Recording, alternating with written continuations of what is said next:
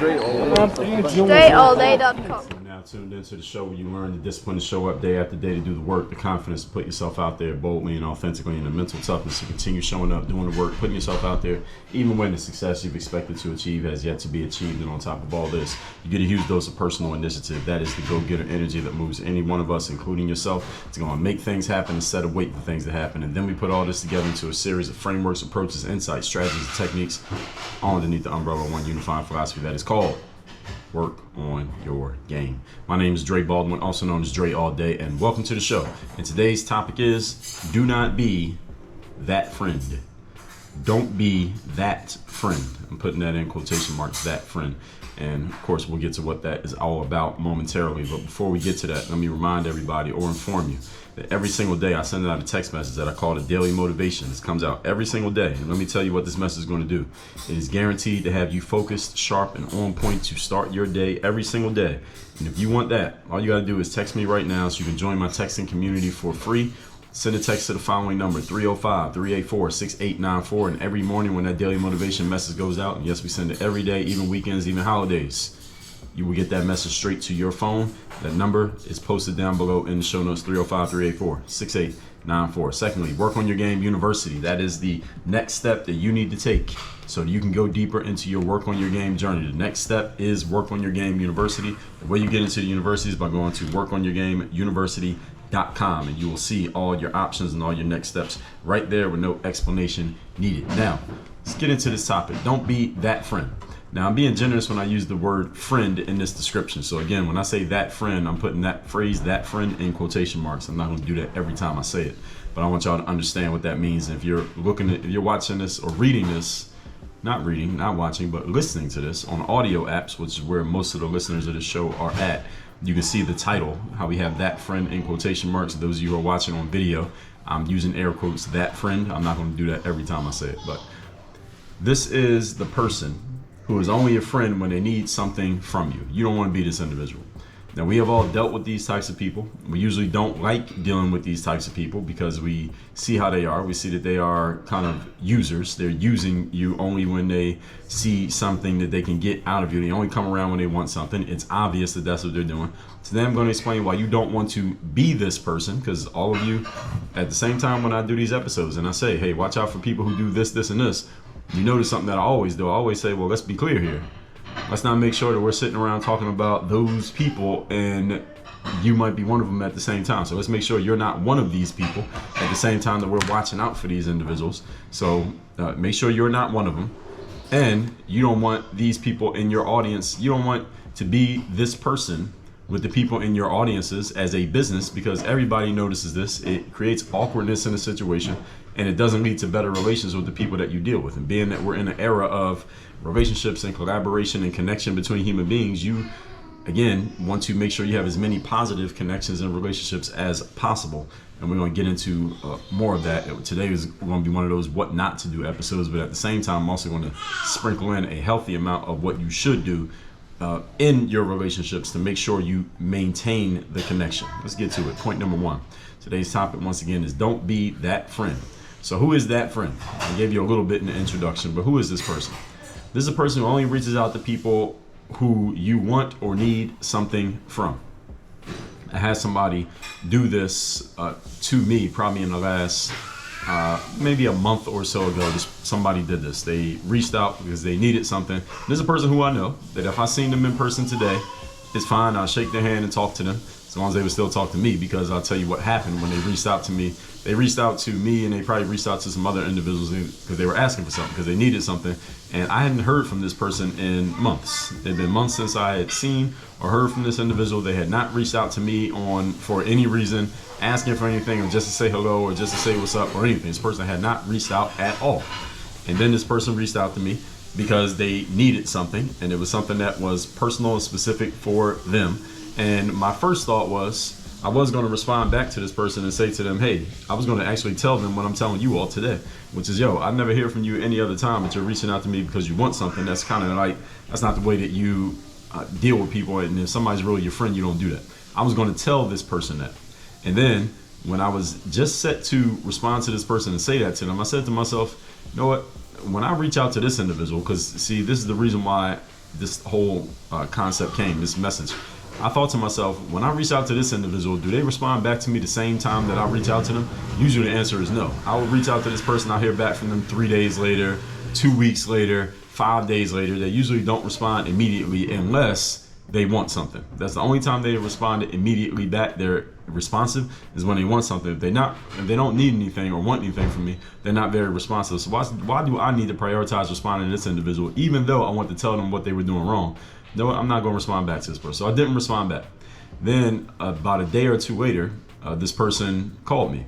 I did not answer. Then they sent me a text message.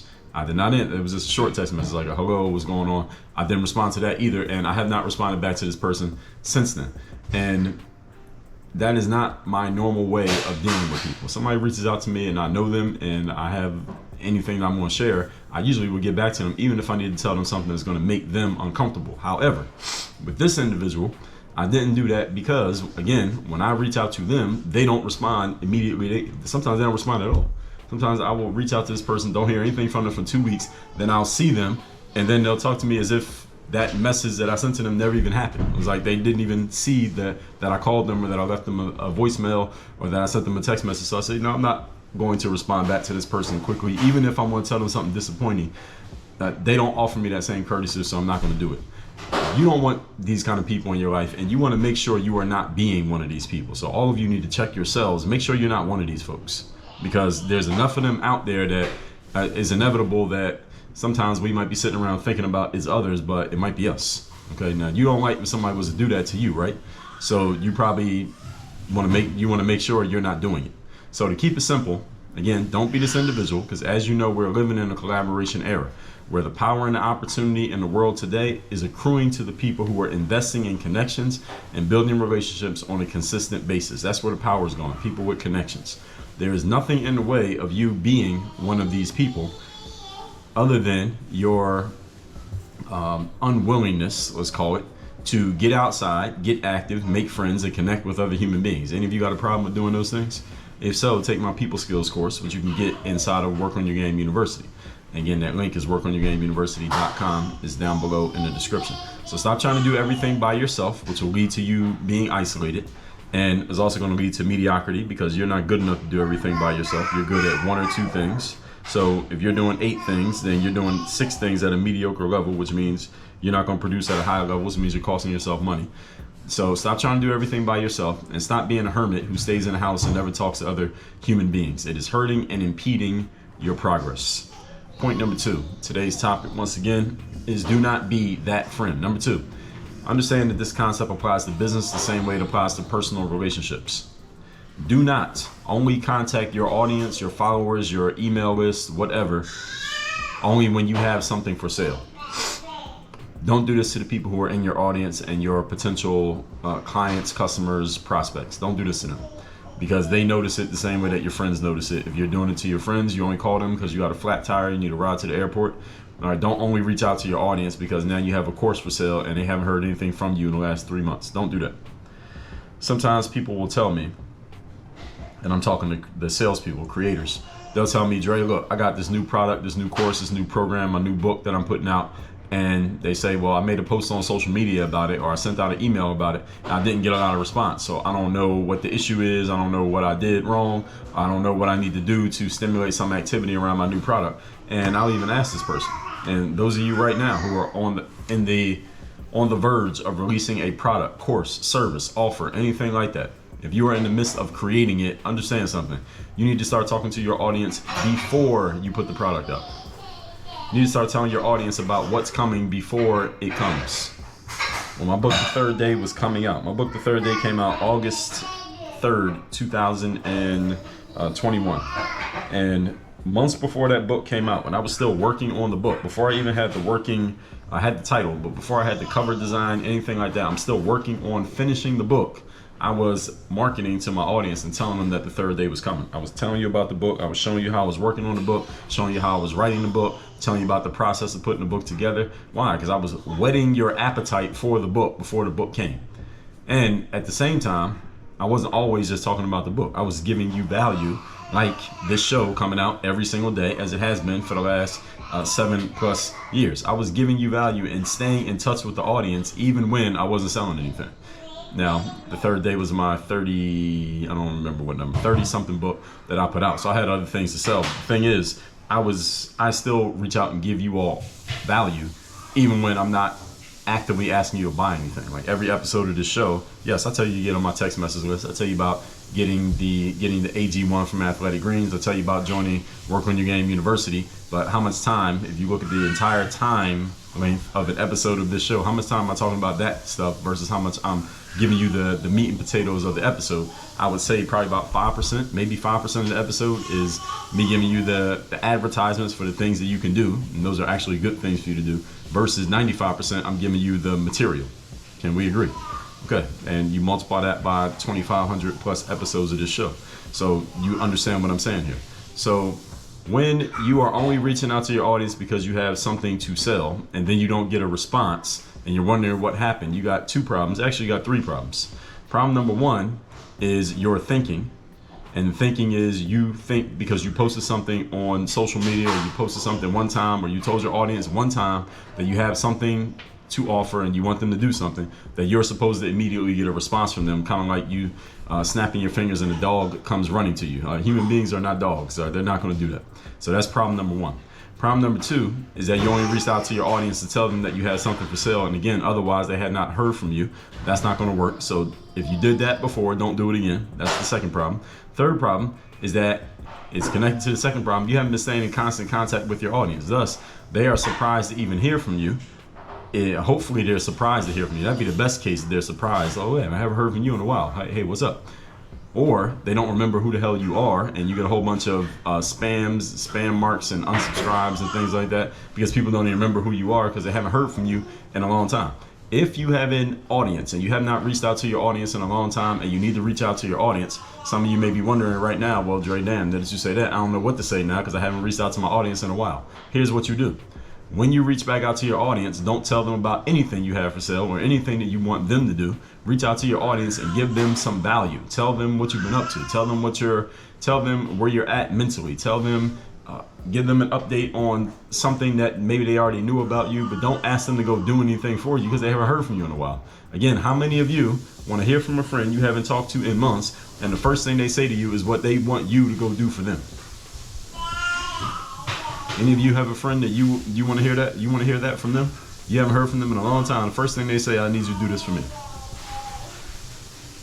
In business, especially if you are doing business online, you have content platforms, meaning you have direct access to your consumers.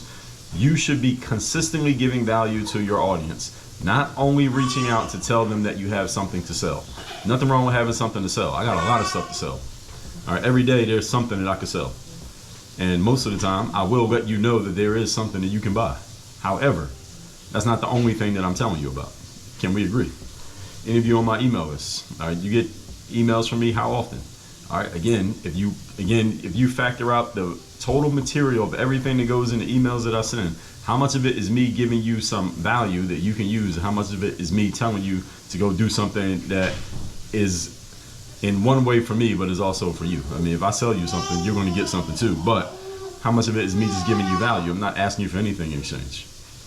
And again, you get my emails. You see, I actually write those emails. Those are written out emails. That's not 2 sentences, cheap tactic marketing messages. I ain't knocking anybody who does that, but that's not what I do. You see the stuff that I write, I actually write that stuff out. I tell you the story. I tell you the substance. I give you the background. I give you here's how you can use this. Here's how it applies.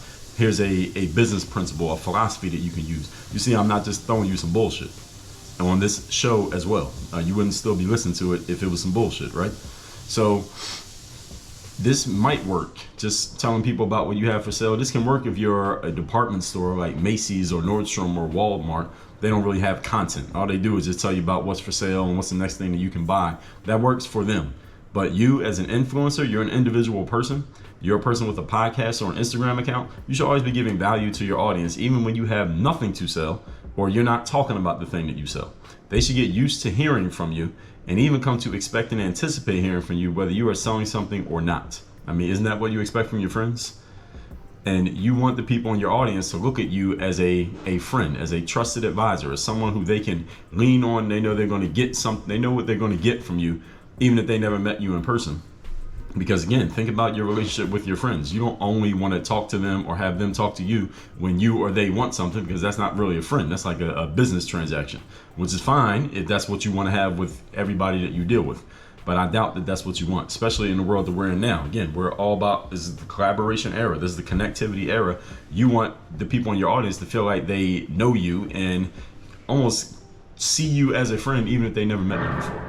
And the only way you do that is there has to be times where you are contacting them, not just because you want something, just because you want to talk to them. Point number 3. Today's topic, once again, is do not be that friend. Number 3. In business, we call these touch points. What is a touch point? It is exactly as it sounds. It's a point where you are making contact, not necessarily to do anything, just to make contact.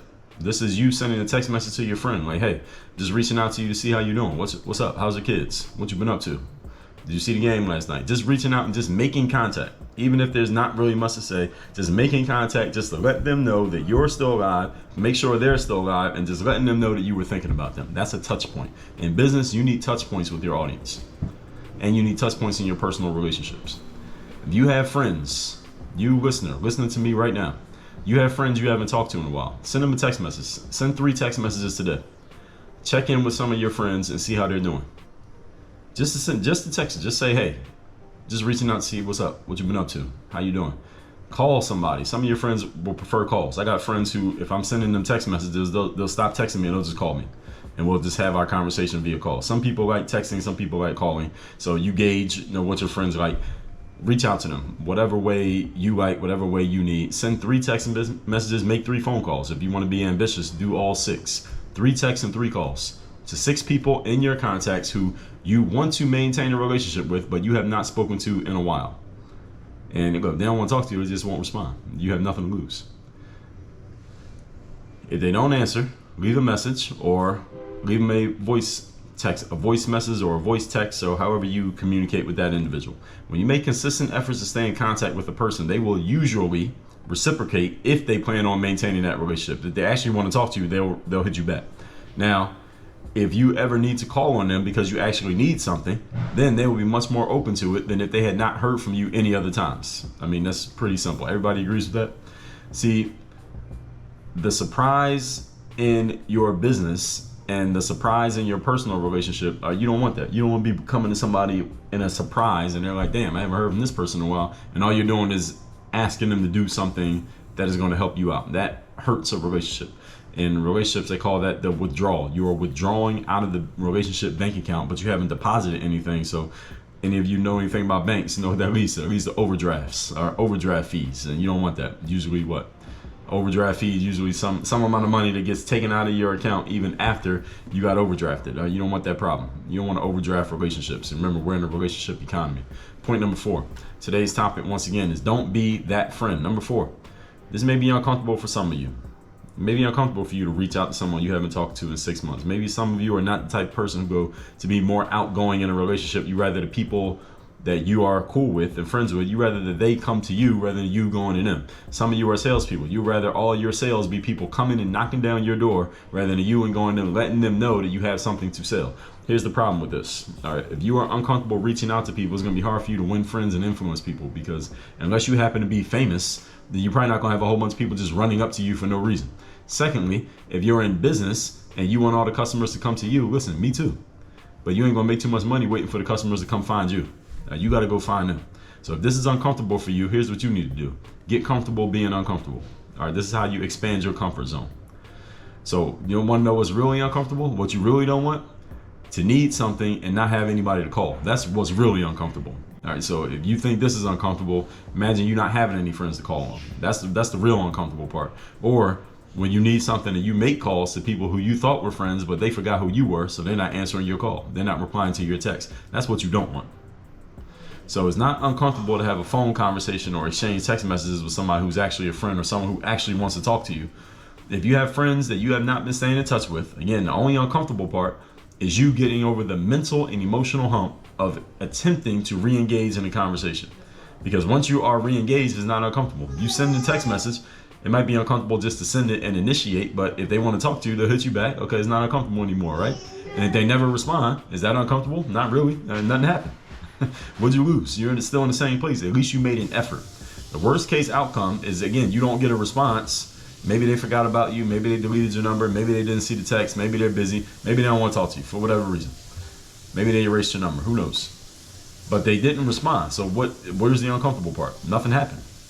The only uncomfortable part is actually you making the effort to reach out in the first place. And if they want to talk to you, they will respond. So make the effort. All right, you can get over your discomfort and break the ice and build this relationship, because again, we are in an economy of collaboration and relationships. You want to have as many positive relationships as possible. Relationships are not like candy. All right, you can't have too many of them. All right, candy, you can have too much. All right, relationships, you cannot have too many positive relations with positive people. So let's recap today's class, which is don't be that friend. And again, I'm using friend here in I'm being generous by calling this person a friend, because if they're doing this, it's not really a friend. Number one, what do I mean by that friend? This is the person who only reaches out to people when they want or need something from that individual. You don't like when people do this to you, so you better make sure you're not doing it to others. Make sure you're not this person. Number two, this applies to business as well as it does personal relationships. You do not only contact your audience when you want something or you're trying to sell something. You should be contacting your audience and giving them value all the time. You want to see an example of this? Look at my material. Listen to my show. Look at my emails. You see how I'm giving value even when I'm not asking you to do anything. Number three, in business, we call these touch points. Use these in your relationships. Just reach out to somebody. Say, I was just thinking about you. Just wanted to say what's up. Just want to see how you're doing. Make sure the kids are all right. I just wanted to send you this voice audio message just to let you know I was thinking about you. Those things matter, folks. These matter to maintain relationships. You need to do the same thing in your business relationships, same way you do it in your personal relationships. And number three, this may be uncomfortable for some of you. And so what you need to do is get comfortable being uncomfortable. You know that cliche, all you like to repeat? Okay, now's your chance to actually use it. So what's really uncomfortable is when you need something and you don't have anybody to call because you have no relationships. So which discomfort do you want to deal with? Now, discomfort of maintaining relationships or the discomfort of not having any? All right, you get to pick. With all that said, text me. Let me know you want to get the daily motivation I send out every day for free, or let me know the best insight you got from today's class. My number is 305-384-6894. And workonyourgameuniversity.com. That is where you go to take your next step in your work on your game journey when it comes to building up your mindset, planning out your game plan and your strategy, installing systems and make things work over and over again, and making sure you're being held accountable to execute. All of that's happening inside of Work on Your Game University. The link is workonyourgameuniversity.com. Work on your game. Dre all day.